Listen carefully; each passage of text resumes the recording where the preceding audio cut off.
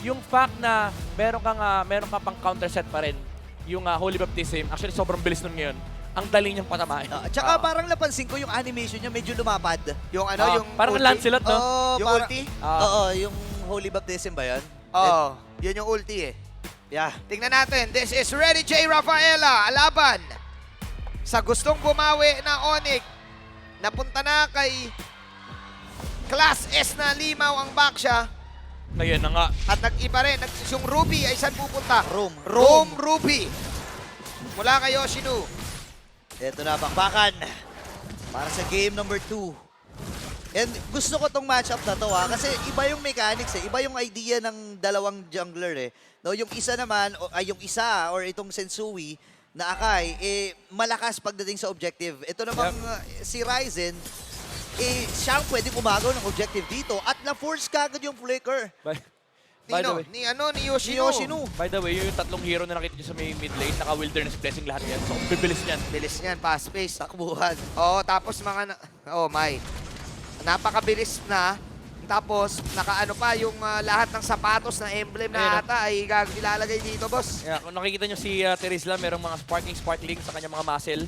Oo, Yan yun po yun. ay wilderness blessing. Yung passive nun Tsaka maagang top boots. Ayun na. Para kay sabi, Super ayan Prince. na yung movement speed. Takbuhan talaga Takbo gamers. Marathon no? Oo. Takbo gamers to, boss.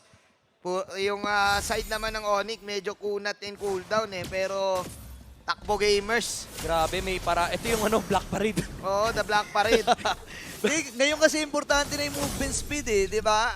I think isa rin sa mga kinukonsidera ngayon ng mga teams ngayon yung Wilderness Blessing talaga. Yeah.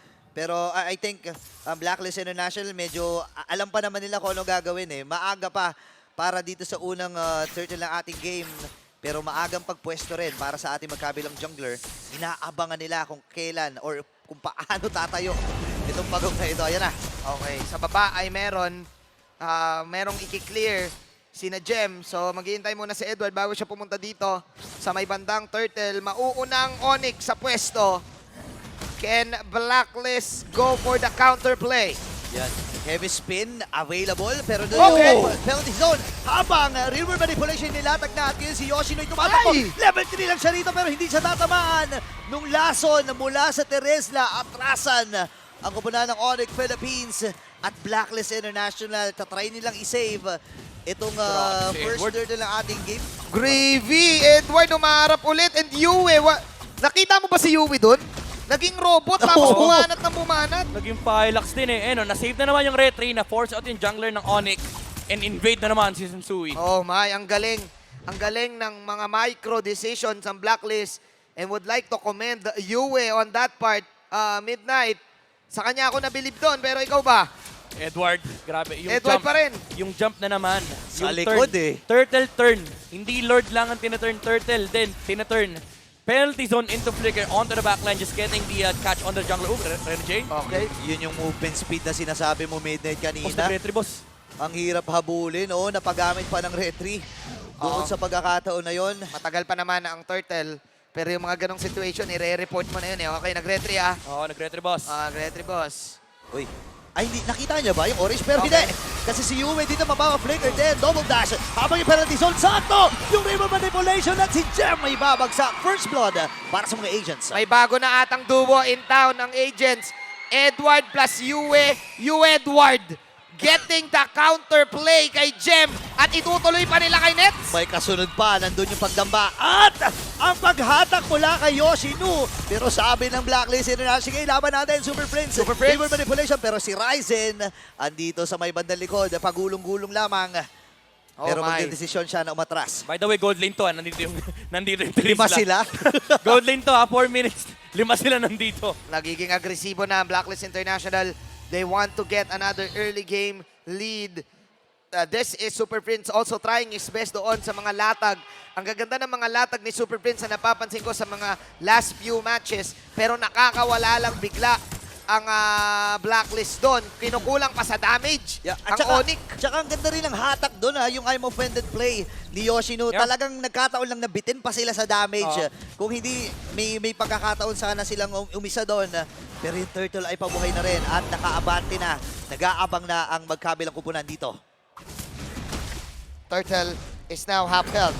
Edward, haharap na naman. Look at Yue. Ayun na. Nakatago. Uy, Pinupok hinatak. si Jem. Nasa harap ulit si Edward. Renny J healing. Ayun na, nandun na rin yung full barrage. Talaga napakomment sila pero si Edward ay tatakas lang. Oh my Reset God. para sa Turtle. Andun yung kill. At ngayon marami mga ultimates na nagamit dito ng Onyx Philippines. Ikot. Habang si Edward iikot doon sa may bandang Oh itaas. my Hindi, pero mag-clear God. lang siya. Oh. Ang ganda ng ginagawa dito ng Blacklist International. Same with Onyx Philippines. Dadambahan nila pero yung real world manipulation na gamit na sa Oh! pero si Sensui with that retribution. Yue, hindi pa rin siya tapos. Oh my. Ibang klase. Oh my. Sensui instincts. Of course, with the help from his teammates, may nabasag pa si Oheb sa baba. Walang 50-50 sa Blacklist International. Nung nakita ng Onyx kanina si Edward, pinunish sila, napagamit sila ng lahat ng spell, pero Flinaker out lang nung Terizla. After that, bumaba kagad si Oheb. And kahit makuha yung Turtle, may libre kasing farming space na naman para sa Brody. Pero Sensui again with the instincts, with the retribution steal. Ang daming binuhos ng Onyx dun eh. Oo nga Ang eh. daming binuhos para kay Edward, pero hinihil lang din ni Renny J. Yep. Plus yung passive, plus yung movement speed.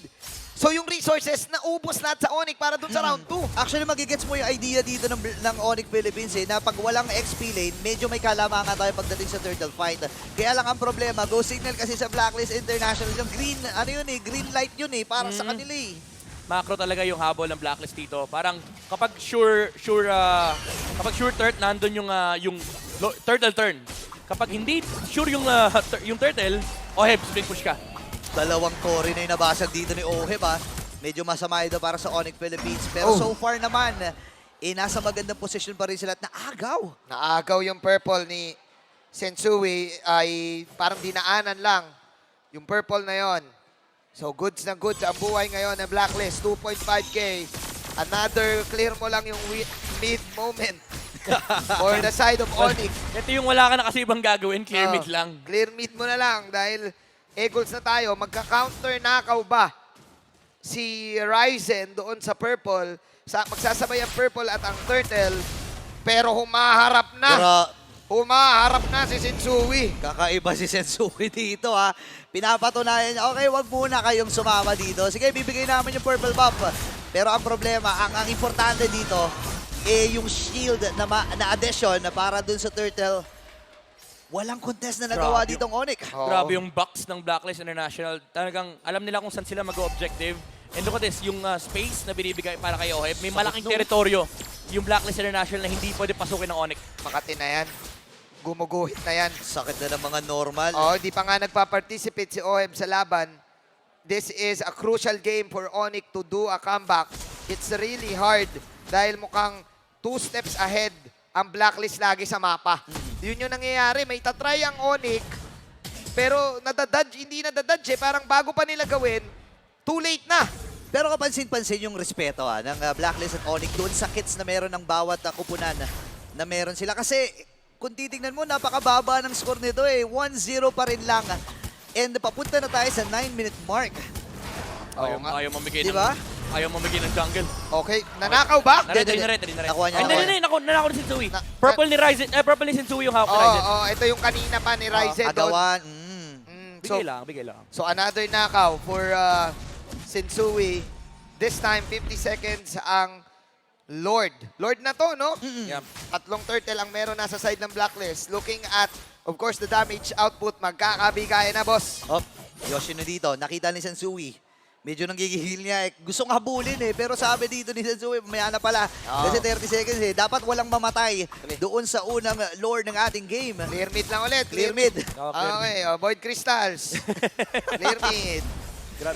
Naawa ko yung Ryzen, parang kanina pa siya di nakakapagbato ng plato. Oo nga Clear eh. mid serie. Clear mid series. Okay, merong setup na Uy! gagawin this time kay Sensui. Babanatan. Apat na members mula sa Kunat. Onyx Philippines. Napakakunat pero Renny J nandun. I-heal lang niya. Pinangga. Ito si Sensui. Pinangga lang yung gulong. Sabi niya, boss, tigilan mo ako, boss. Checkpoint to, boss. Those were 3 heroes. 3 heroes attacking the jungler of Black. Onyx, resources na naman. Okay, cooldown na din. Then again, napelt ng Lord dito. Ang attempt was made para sa side ng Onyx. Pero Okay. nakaiwas na naman. Look at Edward, look at Edward. Oy. Kita niya si Ryzen.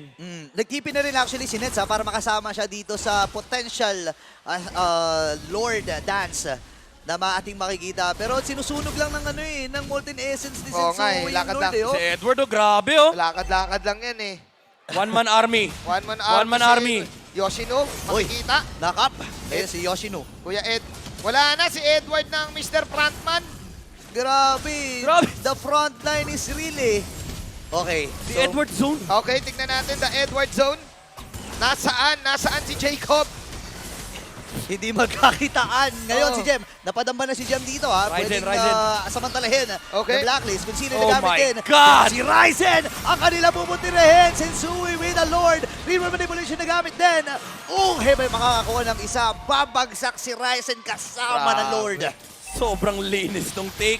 Poke lang, Ganda. pag bumaba na yung Lord sa 5k HP, 3 heroes ng Blacklist International, yung tatlo naka-Wilderness Blessing focus dito kay Ryzen. Yung Rapa, boss. Yung Rapa yung nagpapa-confidence. Yung I can't believe na umabot na tayo sa mundo ng MLBB na Renny J. Rafaela. The Hitman. The Healman. Rene J sa umaga, Rafaela sa gabi. Renny Ella. Rene Ella. Renny Ella eh. Baka Renny Ella to. Biruin mo winanman frontman ni Edward. Hirap na hirap yung Onyx. Grabe, Gently. grabe kasi si Edward, men. Alam mo yung pagkatapos siya makipaghampasan, babalik niya siya sa base. Oh, heal mo ka, pre. Heal mo ka, pre. Oh. Oo ko, pre. May si Renny J, sabi niya, dati kasi dami ko pinipindot pag chow yung gamit ko. Ngayon gusto ko, Rafaela, onti lang pinipindot Second ko. skill lang eh. Oo, lakad-lakad. Kahit nga nakapikit ka, kahit... Oh! 5-1 penalty zone para kay Edward! Ngayon, River Manipulation nalatag din natin yung full barrage. Kaya lang takbuhan muna ang kumuna ng Blacklist si Nasha, medyo malalim. May magbawi din si Super Prince sa River Manipulation. Mababasag din na yung Torre doon sa may bandang ibaba. At medyo kinabahan ako doon. Kinabahan, napatili na tayo dun eh. Buti na lang ready yung Onyx. Buti na lang ready yung Onyx sa situation na yon. Nice defense mula sa Onyx. I mean, it was a defense, pero forced reaction na naman mula sa Okay. Blacklist. Kasi, again, Edward with the mission, napakahirap i-push nung lane na yun sa totoo lang dahil ang daming pang-clear ng Onyx, ang dami nilang pang re-engage, and meron silang mga long-range nukes. So yung 5-man engage ni Edward, it allowed Blacklist to safely push the tower while only losing the Terizla. Hindi naman ganun kalaki yung Okay. effect ng Terizla death. Yes, nakakakuha ng gold yung Onyx, pero look at the map. Hawak ng Blacklist International yung base ng Onyx. Now, they have to group up as 5. Yeah. Pero ang problema ng Onyx dito, hindi sila pwede lumagpas ng river. 6.5k pa rin ang kalamangan ng Black. So kung iisipin mo, gaano katindi yung exchange na yon? Ilan ang resources na pwedeng makuha ng Onyx after getting Edward? Kasi finally nakabawi sila. Yeah. Finally nakakuha sila ng kill. Pero ilang ganun pa ang kailangan nilang makuha to come back to this game. Oo. Ang isa pang problema ng Onyx dito, ang nararamdaman lang nila yung core na part memory damage dahil naka-Malefic Roar Blade of Assist na si Oheb. Pero may Divine Glaive ng hawak si Uwe doon sa Valentina. Kahit yung Ixia, hindi rin ganun kasaya dito sa game na to kasi ang daming tumatalon eh. Tumatalon yung Akai, tumatalon yung Terizla. Oo. Mamaya pag tinalon na siya ng Valentina, 2 buga lang yan. Oo nga eh. Kailangan ng isang miracle set burst ng Onyx sa laban na to. Isang 5-man hila, 5-man, basta lahat ng 5-man. Isang diretsuhan. Oo. Actually, hindi pa naman imposible eh. Kasi nakita natin yung potential kay Yoshino eh. May mga magagandang eye movement na siya eh. Oo. Kaya lang kailangang masundan yun. And kailangan sa tamang pagkakataon. I'm offended full barrage. Oo. Diba? A combo na kailangan mo respetuhin. So on who? Yun ang tanong, on who? Oh, yun nga eh. Parang si Sensui, meron siyang heavy spin. Yung Teresa, never mo mahihila yan kasi pag hinila mo yun, happy pen si Edward. Oo. Sesetan niya yung likod. Etong item na sunog-sunog na to, daya naman yan. Tira mo yung Molten Essence oh. Oo nga eh. Parang hero na ata yung item na Ay. yan sa damage. Oy, Okay, taas ha. Okay. Okay. Kakambyo pa kaliwa dito ang Onyx Philippines. At walang naging cambio ang Onyx sa pagkuha ng Lord na yun. Nagliab yung mata ni Yoheb eh. Guys, may Oo. lane no? May lane, no? Walang tore oh. May lane, pwede naman din. Bagyo din ako eh. Ako si Kielwan eh. Oo. Kadami na si Nets ginagawa yun eh. Dami ng ganung moments eh. Sabi niya, ako rin, kaya ko rin yun eh. Kaso, okay, teka lang, nakita ako. Gilid tayo. Gilid muna tayo. Sabi ni Kielwan. Okay, so ngayon ang Onyx Philippines, alam nila eh, kailangan nating ilaban to sa loob. Huwag salubungin yung Lord. Meron pa naman Edward. gitna. Ngayon, si Zui ay nasa harapan. Jeff Martin dito, Edward. tumama na rin. Edward, kailangan man. natin bantayan kung saan siya papunta. Yue dito, naghahanap din na magiging target niya, pero yung heavy spin, naghahanap na si Jem. Ilalayo lamang Uy, nila, naman! at si Ryze na magiging puntirya. Aray, Lalayo na muna dito yung back skill, yung clear manipulation, nalatag na. Same with the penalty zone, ready Oh kayo my mapasok. God! At makahil, double kill para kay Yue! And Blacklist International will take the